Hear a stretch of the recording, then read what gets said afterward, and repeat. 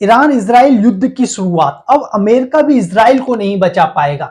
नहीं, एक तो 7 महीने से वो गाजा में युद्ध लड़ रहा है अर्ज में नहीं, और दूसरे नंबर पे क्या कर दिया है उसने, जितने भी वर्ल्ड में है अर्ज उन सभी देशों ने क्या है, ज्यादातर ने मतलब इजराइल से अपना हाथ पीछे खींच लिया। अमेरिका भी क्या ऑलमोस्ट अपना हाथ पीछे खींच चुका है। उसने साफ कह दिया अगर ईरान पर हमला हुआ तो अमेरिका किसी हालत में भी इजराइल का साथ नहीं देगा। इजराइल को कमजोर कर दिया, और इजराइल 7 महीने से युद्ध लड़ रहा है तो उसका गोला बारूद पहले ही खत्म हो गया होगा। समझो कितना कमजोर बना दिया है। नेक्स्ट समझते हैं कैसे इसकी स्थिति क्रिएट होती है। इजराइल के ऊपर क्या है, ईरान अर्जमेनियन ऑक्टोपस थ्योरी का इस्तेमाल करता है। ऑक्टोपस थ्योरी क्या है? ऑक्टोपस थ्योरी का मतलब ये होता है सर जो है वो ईरान है, और जो उसके हाथ है वो क्या आतंकवादी संगठन है। कहां पर क्या है, देखो गाजा, गाजा ये रहा, ये इजराइल है और इजराइल के अंदर ये छोटा सा गाजा है, और इस गाजा के अंदर क्या है ऑलरेडी उसने दो, एक तो कौन हमास, दूसरा क्या है इस्लामिक जिहाद खड़ा कर रखा है। नेक्स्ट नंबर पे लेबनान, लेबनान में कौन सा हिजबुल्ला,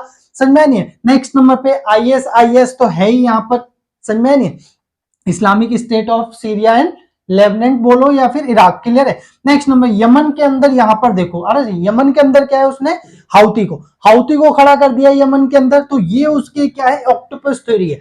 और ऐसी हर घटना को जानने के लिए चैनल को सब्सक्राइब कर लो, मैं कहना भूल जाता हूँ और आप करना भूल जाते हो, आरस में नहीं है तो इस बार मुझे भी ध्यान आ गया, चैनल सब्सक्राइब कर लो और आप भी प्लीज कर लेना, आरस में नहीं है। चलो फिर नेक्स्ट देखते हैं आगे, जिसकी वजह से क्या है इजराइल को पूरे पैमाने पर कमजोर कर दिया जाए। अब समझते हैं कैसे, शुरुआत कैसे हुई, अर्थ में नहीं आ रहा। शुरुआत जो होती है वो ईरान के अंदर इस्लामिक रेवोल्यूशन आ जाता है, कब 1979 के अंदर।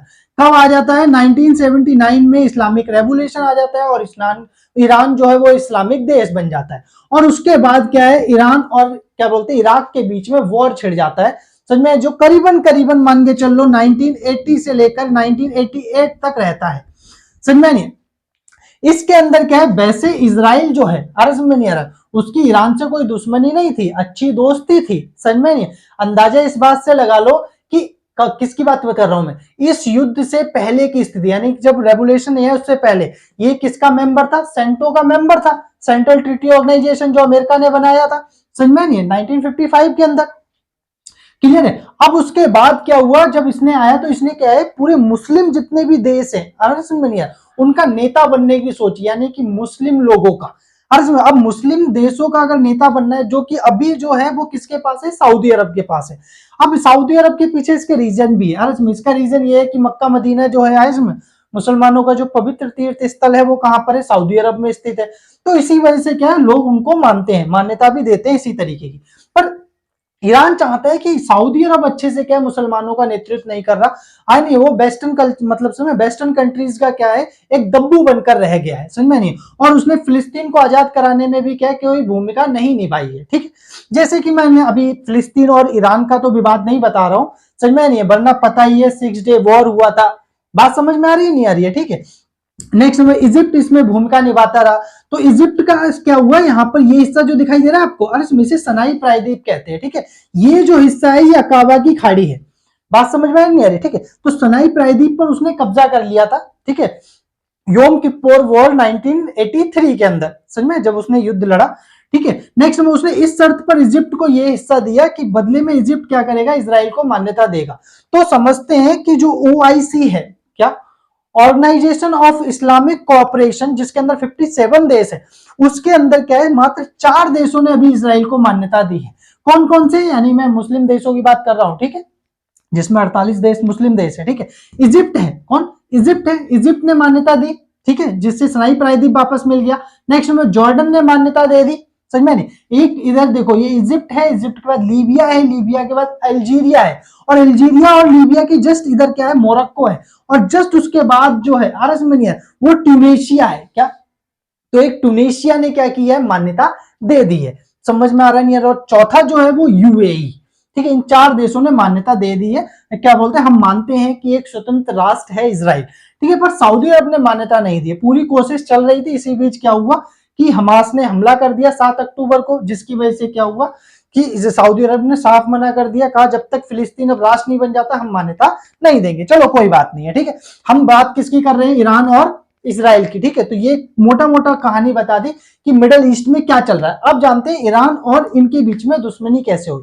तो दुश्मनी सिर्फ क्या है, एक मुसलमानों के क्या प्रतिनिधित्व को लेकर हुई, जिसकी वजह से ईरान ने क्या किया, प्रॉक्सी खड़े करने शुरू कर दिए, मतलब समझ में, आतंकवादी ग्रुप संगठन बनाने शुरू कर दिए, क्योंकि वो सीधा लड़ नहीं सकता था।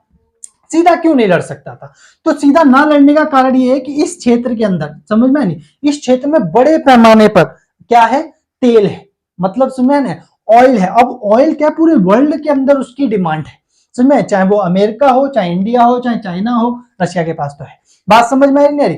तो उस दौरान वो क्या करे, तो उस दौरान भाई ये हिस्सा जो है वो अच्छे से क्या है, संचलित रहना चाहिए। यानी जो ये पर्शियन गल्फ आपको दिख रहा है, समझ में नहीं आ रहा, और ये क्या, हुर्मुज, क्या बोलते हैं, हुर्मुज, हुर्मुज की खाड़ी या संधि, समझ में नहीं, ये जो हिस्सा है वो क्या है आपका, ओमान की खाड़ी, समझ में आ रहा नहीं आ रहा, ठीक है। ये जो है अडन है, अर्स में अडेन की खाड़ी है, ये रेड सी है, और यहां पर आपको क्या, स्वेज नहर मिलेगी, क्लियर है। ये स्वेज नहर ट्रेड चलता है, जो ये इस ट्रेड को बाधा पहुंचाता है, समझ में नहीं, ये सबसे व्यस्त मार्ग है। नेक्स्ट नंबर पे यहां पर बड़े पैमाने पर तेल, क्योंकि यूएई के पास तेल है, सऊदी अरब के पास तेल है, समझ में, ईरान के पास भी तेल है, भारत भी उससे परचेज करता है। ईरान और क्या बोलते हैं, क्या बोलते हैं, भारत, ईरान और इजराइल के बीच में, समझ में, रिश्ते कैसे हैं, सब में, ये भी हम क्या है वीडियो में बताने वाले हैं नेक्स्ट में, ठीक है। और ऐसी हर घटना को जानने के लिए चैनल को सब्सक्राइब कर लो, मैं कहना भूल जाता हूँ और आप करना भूल जाते हो, आरस में नहीं है, तो इस बार मुझे भी ध्यान आ गया, चैनल सब्सक्राइब कर लो और आप भी प्लीज कर लेना, आरस में नहीं है। चलो फिर नेक्स्ट देखते हैं आगे।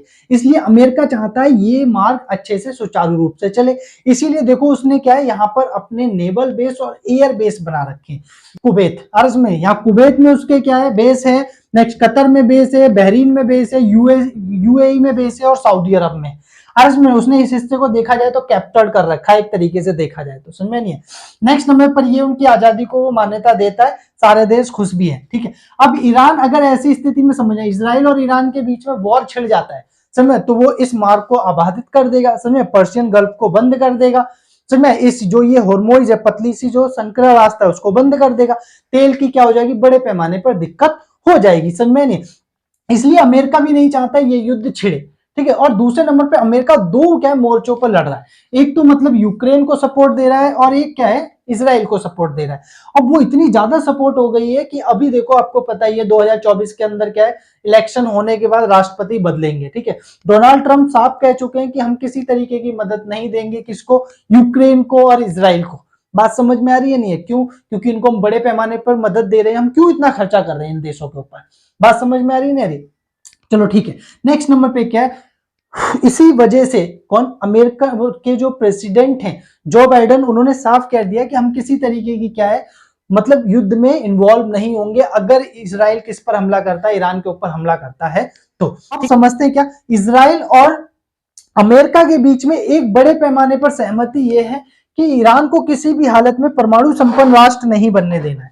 क्योंकि देखो, ईरान अगर परमाणु अपने क्या है कार्यक्रम को कंप्लीट कर लेता है, तो उस दौरान क्या हो जाएगा, इस क्षेत्र के अंदर वो चाहे तो अमेरिकी बेस से क्या है, पूरी तरीके से रोक सकता है, क्योंकि वो डेटरेंशन क्रिएट हो जाएगा। मतलब उसमें उसके पास अंतिम ऑप्शन होगा किसका, परमाणु हथियार का, और इसके पास मिसाइलें एक से एक बेटर है ना, अर्स में इंटरकॉन्टिनेंटल बैलिस्टिक मिसाइलें हैं इसके पास।